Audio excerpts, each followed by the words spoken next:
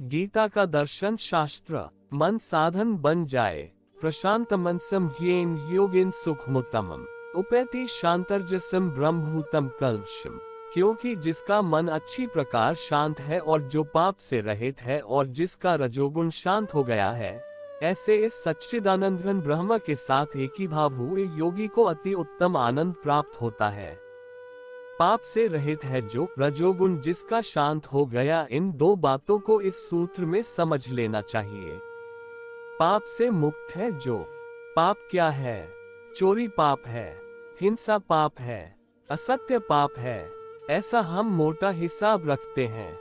लेकिन वस्तुतः ये पाप के रूप हैं, पाप नहीं। जब मैं कहता हूँ पाप के रूप है, पाप नहीं, तो मेरा मतलब ऐसा है कि जब हम कहते हैं यह हार है गले का, यह हाथ की चूड़ी है, यह पैर की पांजेब है, तो ये रूप है सोने के, आभूषण है सोने के, आकार है सोने के।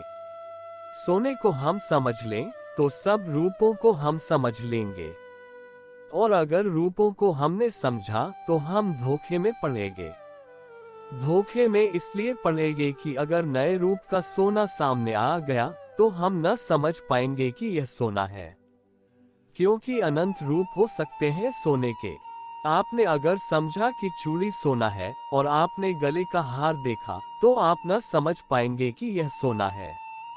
अगर आपने एक चीज को पाप समझा और दूसरी चीज का आपको पता नहीं है, पहचान नहीं है, और वह जिंदगी में आई, तो आप न समझ पाएंगे कि पाप है।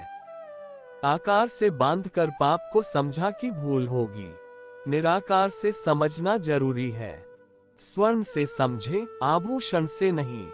पाप तो एक ही है, पाप के रूप अनेक हो जाते हैं।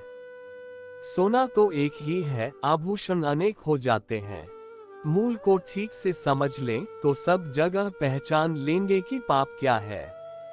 और अगर आपने आकार को पकड़ा, आकार को पकड़ने की ही वजह से दुनिया में अलग अलग समाज अलग अलग चीजों को पाप कहता है। आकार को पकड़ने की वजह से अलग अलग समाज अलग अलग चीज को पाप कहते हैं। जो चीज एक समाज में पाप है वह दूसरे में पाप नहीं है। ऐसा भी हो सकता है कि जो चीज एक समाज में पुण्य है वह दूसरे में पाप है, और जो चीज एक समाज में पाप है वह दूसरे में पुण्य है।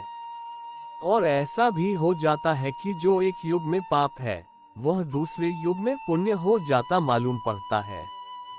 इसलिए बड़ा ही विभ्रम पैदा हुआ है। बड़ा विभ्रम पैदा हुआ है। आकार को अगर पकड़ेंगे तो विभ्रम पैदा होगा, क्योंकि आकार बदलते रहते हैं। पाप की भी फैशन बदलती है, आभूषण की ही नहीं। तो अगर आप पुराने पाप की परिभाषा पकड़े बैठे रहे तो पाप जो नए रूप लेगा वह भी फैशन बदलता है।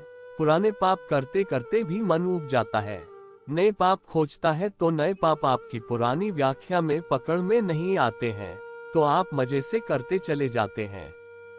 मजे से करते चले जाते हैं। थोड़ा देखें कि कैसे यह हो जाता है, और इसलिए हर युग दिक्कत में पड़ता है। परिभाषा होती है पुरानी और पाप होते हैं नए। पुरानी परिभाषा में कहीं उनके लिए सूचना नहीं होती। जब तक परिभाषा बनती है तब तक पाप की फैशन बदल जाती है। परिभाषा बनने में तो समय लगता है, डेफिनेशन बनने में समय लगता है, वक्त लगता है।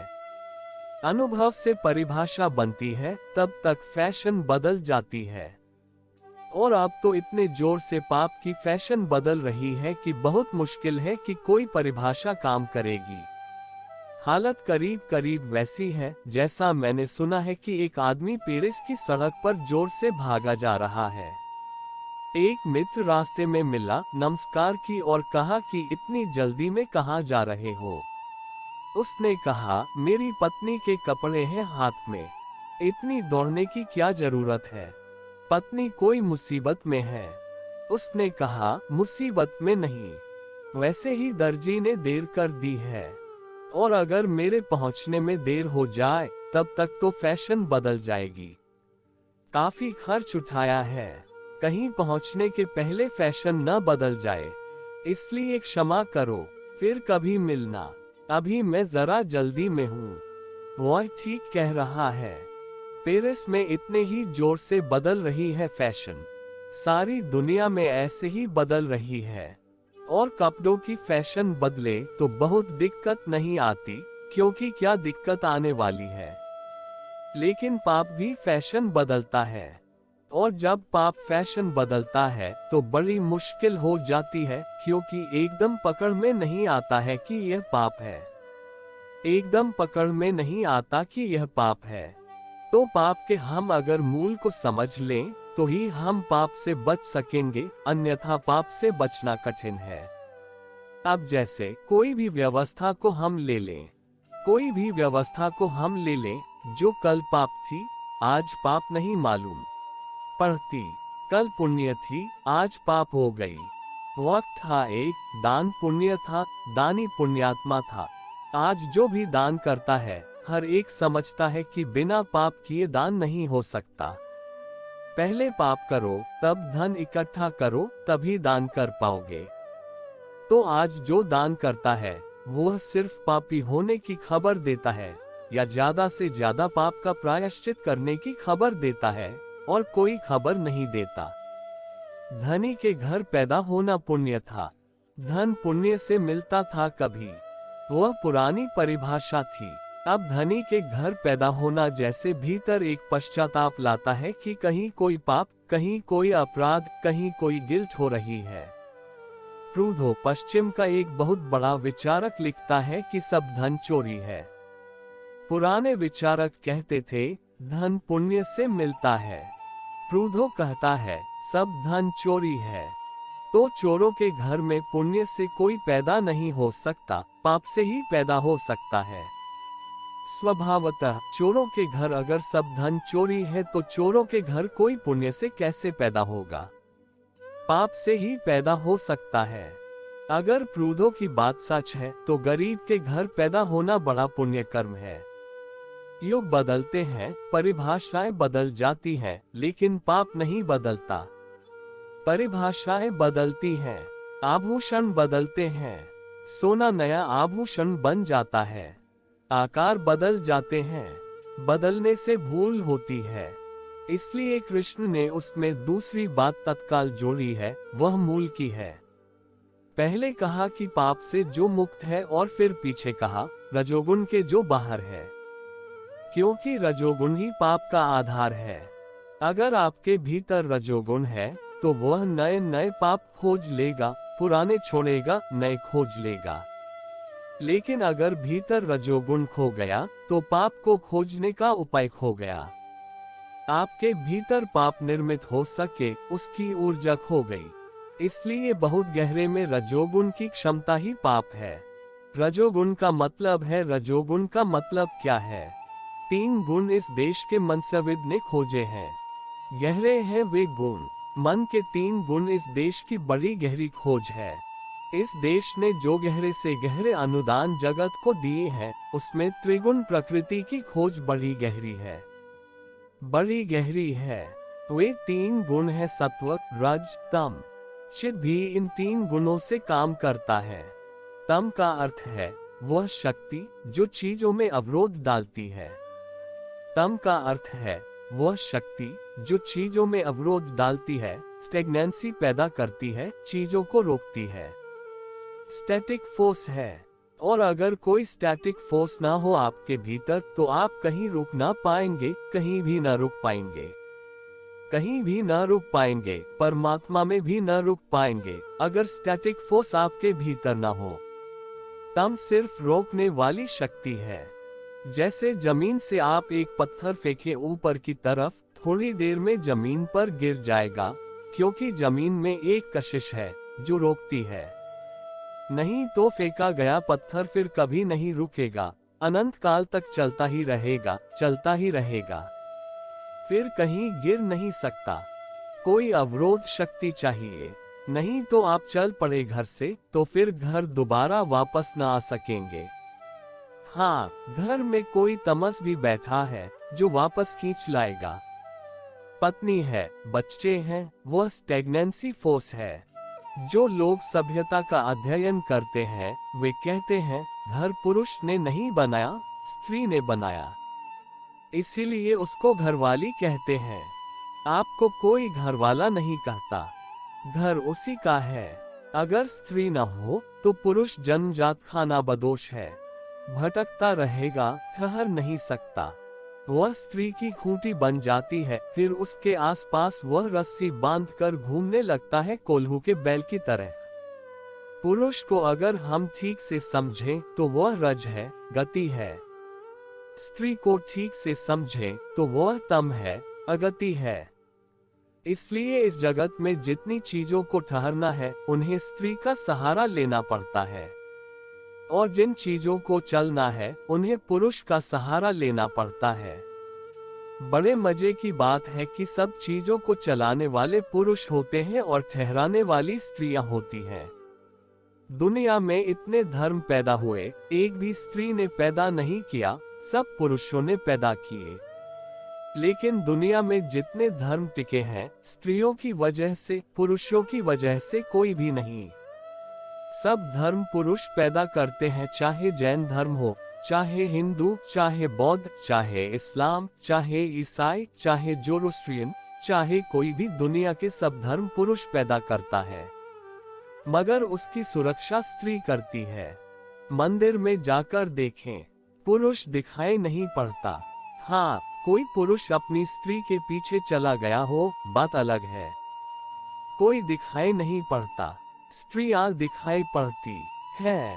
एक बार किसी चीज को गति मिल जाए तो उसको ठहराने के लिए जगह स्त्री में है, पुरुष के पास नहीं है। वह तो गति देकर दूसरी चीज को गति देने में लग जाएगा, वह रुकेगा नहीं। रोकने की शक्ति मन के पास भी ऐसी ही शक्ति है, एक जो रोकती है और एक शक्ति है जो दौड़ाती है। तमस अवरोध शक्ति है, रज गति शक्ति है। ध्यान रहे, जैसा मैंने पहले सूत्र में समझाया, मन गति है। अगर आप में रज की शक्ति बहुत ज्यादा है तो मन को आप रोक ना पाएंगे, मन गति करता ही रहेगा। मैंने आपको कहा कि एक्सेलरेटर दबाना पड़े तो गाड़ी चलती है, लेकिन गाड़ी में पेट्रोल होना चाहिए। बिना पेट्रोल के एक्सेलरेटर मत दबाते रहें, नहीं तो गाड़ी नहीं चलेगी। नहीं तो आप कहेंगे कि गलत बात कही, हम तो एक्सेलरेटर दबा रहे हैं, वह चलती नहीं। पेट्रोल भी चाहिए, वो ऊर्जा भी चाहिए जो गति ले सके। उस ऊर्जा का नाम रज है। रज कहें मूवमेंट है, तम ठहराव है, रेस्ट है। दोनों आदमी को चलाने और ठहराने का कारण है। सत्व स्थिति है, वह न गति है न ठहराव है, स्वभाव है। अगर आपके भीतर रज बहुत है तो आप सत्व में ठहर न सकेंगे। आप ठहर न सकेंगे सत्व में, रज दौड़ाता ही रहेगा। रज कम होना चाहिए, लेकिन अगर रज बिल्कुल शून्य हो जाए तो आप सत्व में ठहर तो जाएंगे, लेकिन बेहोश हो जाएंगे, होश में नहीं रहेंगे। सुषुप्ति में ऐसा ही होता है, रज बिल्कुल शून्य हो जाता है, बिल्कुल नहीं रह जाता, गति बिल्कुल नहीं रह जाती, और ठहराव की शक्ति पूरा आपको पकड़ लेती है। लेकिन तब आप में इतनी भी गति नहीं रह जाती कि आप जान सके कि मैं कहाँ हूँ, क्योंकि यह जानना भी एक मूवमेंट है। नोइंग इज ए मूवमेंट, ज्ञान एक गति है। इसलिए सुषुप्ति में कुछ भी नहीं रह जाता, आप जड़वत हो जाते हैं। समाधि का अर्थ है रज और तम उस स्थिति में आ जाए कि एक दूसरे को संतुलित कर दें, एक दूसरे को निगेट कर दे, काट दे। रज और तम ऐसे संतुलन में आ जाए कि एक दूसरे को काट दे। ऋण और धन बराबर शक्ति के हो जाए तो शून्य हो जाएंगे। उस शून्य में सत्व का उद्भावन होता है, उस शून्य में सत्व का फूल खिलता है। उस शून्य में आप सत्व में ठहर भी जाते हैं और जान भी लेते हैं। इतना रज रहता है कि जान सकते हैं, इतना तम रहता है कि ठहर सकते हैं, खड़े हो सकते हैं, जान सकते हैं, और सत्व में स्थिति हो जाती है, स्वभाव हो जाता है। सब पाप रज की अधिकता से होते हैं, सब पाप रज की अधिकता से होते हैं। रजाधिक्य पाप करवा देता है। और कभी कभी अकारण पाप भी करवा देता है। सार्त्र की एक कथा है जिसमें एक आदमी पर अदालत में मुकदमा चलता है क्योंकि उसने समुद्र के तट पर किसी व्यक्ति को जो धूप ले रहा था सुबह की, उसकी पीठ पर जाकर छुरा भोंक दिया। मुकदमा इसलिए महत्वपूर्ण हो जाता है कि उस आदमी ने, छुरा भोंकने वाले ने, जिसकी पीठ में छुरा भोंका, उसका चेहरा कभी नहीं देखा था। झगड़े का तो कोई सवाल नहीं, दुश्मनी का कोई सवाल नहीं, पहचान ही नहीं थी। दुश्मनी के लिए कम से कम पहचान तो अनिवार्य शर्त है। दुश्मनी के लिए पहले तो मित्रता बनानी ही पड़ती है। बिना मित्रता बनाए तो दुश्मनी नहीं बन सकती। कोई मित्रता ही नहीं थी, कोई पहचान नहीं थी, कोई एक्वेंटेंस भी नहीं था, परिचय भी नहीं था। वह यह भी नहीं जानता था इस आदमी का नाम क्या है। सिर्फ पीठ देखी थी। पीठ तो फेसलेस होती है, उसका तो कोई चेहरा नहीं होता। उसने छुरा भोंक दिया। अदालत उससे पूछती है कि तूने छुरा क्यों भोंका इस आदमी की पीठ में, क्योंकि न तू इसे पहचानता है, न तू इसे जानता है, न तो तेरी कोई दुश्मनी है, न कोई तेरा संबंध है। वह आदमी कहता है कि मैं सिर्फ कुछ करने को बेचैन था, कुछ करने को बेचैन, और कुछ दिन से ऐसा बेचैन था कि कुछ सूझ ही नहीं रहा था क्या करूं। और कुछ ऐसा करना चाहता था जिसको कहा जा सके इवेंट, घटना। मन बड़ा बेचैन था। मैं प्रफुल्ल हूँ, प्रसन्न हूँ। अखबार में फोटो भी छप गई है, चर्चा भी हो रही है। आई हैव डन समथिंग, कुछ मैंने किया। और जब आदमी कुछ करता है, he becomes somebody, वह कुछ हो जाता है। मैं प्रसन्न हूँ, आप कारण वगैरह मत पूछे मुझसे। वह मजिस्ट्रेट कहता है कि कैसा मामला है, कुछ तो कारण होना चाहिए। वह आदमी कहता है, मुझे बताए कि मेरे जन्म का कारण क्या है, और जब मैं मर जाऊंगा तो कोई कारण होगा। कुछ कारण नहीं है। मेरे जवान होने का कारण क्या है, और मैं एक स्त्री के प्रेम में गिर गया था, तो अदालत बता सकती है कि कारण क्या है। कोई कारण जब किसी चीज के लिए नहीं है तो इस नाहक छोड़ घटना को इतना तूल क्यों दे रहे हैं कि मैंने इसकी पीठ में छुरा भोंक दिया। मजिस्ट्रेट निर्णय करने में बड़ी मुश्किल में पड़ा हुआ है कि क्या निर्णय करे, क्या सजा दे। यह शुद्ध पाप है। शुद्ध पाप की सजा किसी कानून में नहीं लिखी है। आभूषणों की सजा लिखी हुई है। यह बिल्कुल शुद्ध पाप है जो सिर्फ शक्ति की गति की वजह से हो गया है। लेकिन मजिस्ट्रेट कहता है कि फांसी तो मुझे तुझे देनी ही होगी। वह आदमी कहता है, आप फांसी दे दें, कारण न बताएं। कारण बताने की कोई जरूरत नहीं है, हम राजी हैं। मैं बिल्कुल राजी हूँ, आप फांसी दे दें, कारण बताने की कोई जरूरत नहीं है। लेकिन मजिस्ट्रेट कहता है, जजमेंट मुझे लिखना पड़े तो कारण तो चाहिए ही। वह कैदी कहता है, तो सारी जिरह आप इसीलिए कर रहे हैं ताकि फांसी लगाने का कारण मिल जाए। और मैं कहता हूँ, मैंने अकारण छुरा भोंका है। छुरा भोंकने के आनंद के लिए छुरा भोंका है।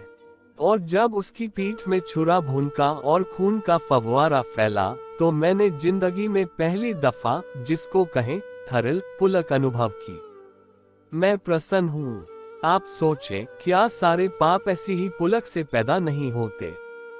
नहीं, आप सब कारण खोज लेते हैं, और कारण खोजकर आप रेशनलाइज कर लेते हैं। आप कहते हैं, मैंने इसलिए किया। लेकिन अगर गहरे में जाएंगे तो पाप करने के लिए ही किया जाता है, कोई और कारण नहीं होता। आपके भीतर ऊर्जा होती है, रज होता है, जो कुछ करना चाहता है, कुछ धक्के देना चाहता है, कुछ करना चाहता है। उस करने से ही सारे पाप रूप लेते हैं।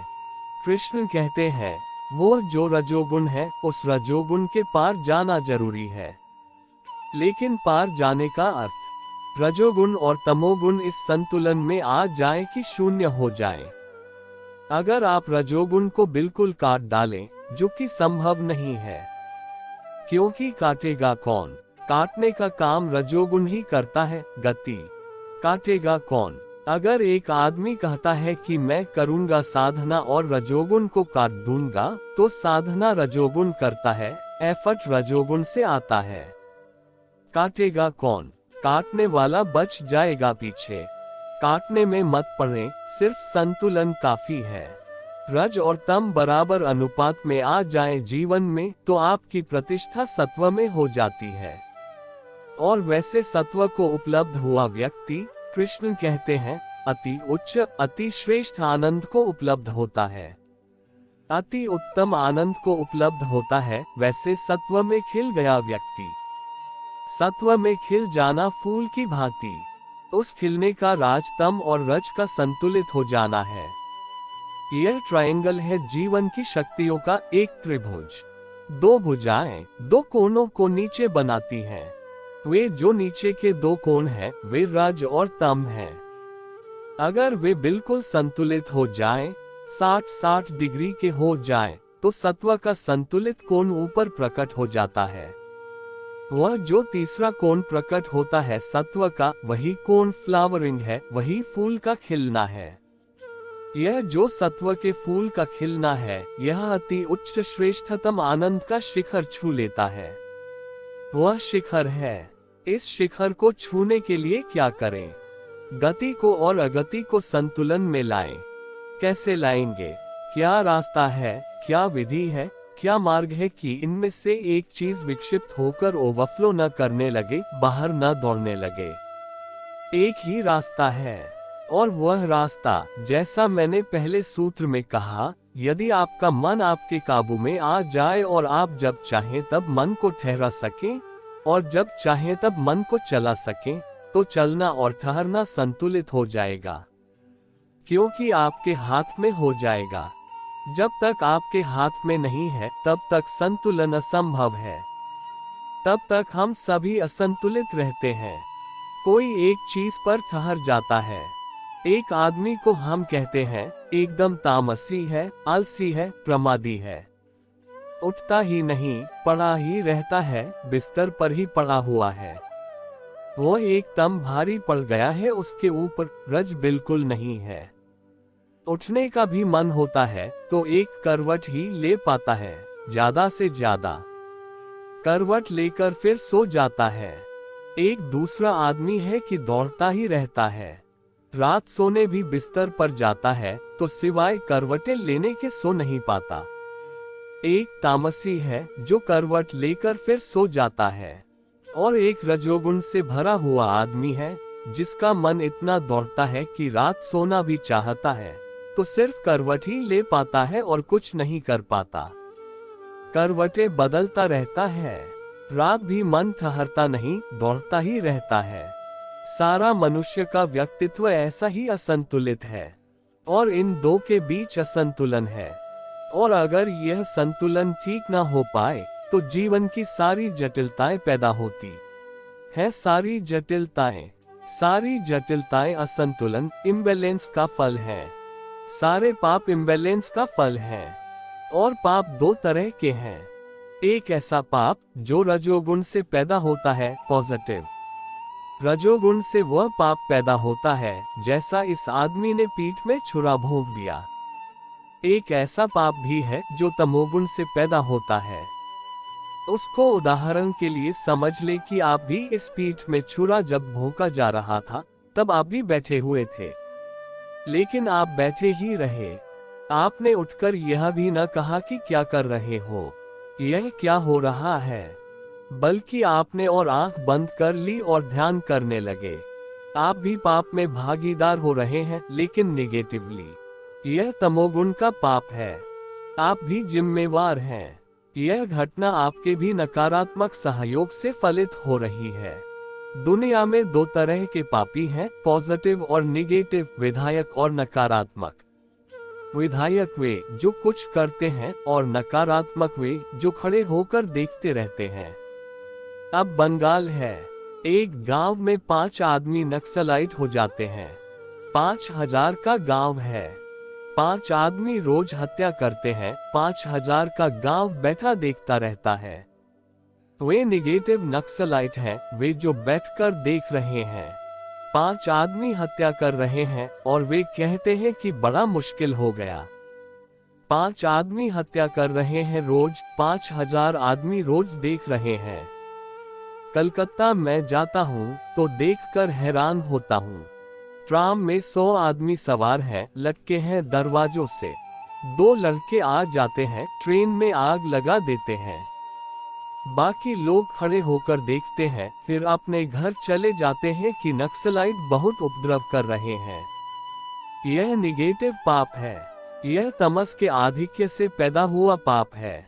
यह करता कुछ नहीं, लेकिन बहुत सा करना इसके ही सहयोग से फलित होते हैं।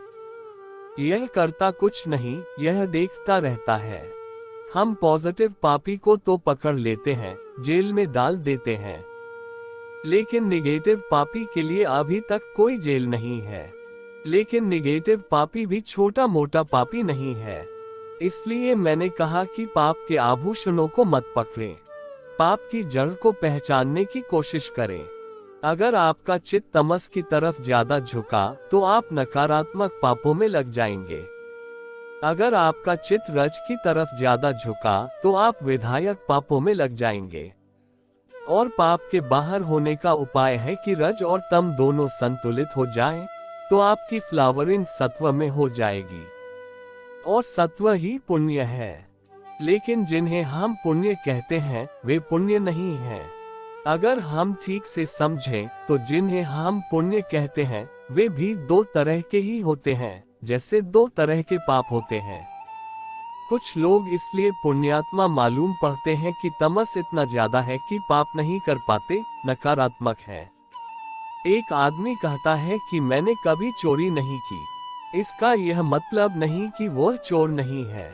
अचोर होना बहुत मुश्किल बात है। इतना ही हो सकता है कि इतना तामसी है कि चोरी करने भी नहीं जा सका।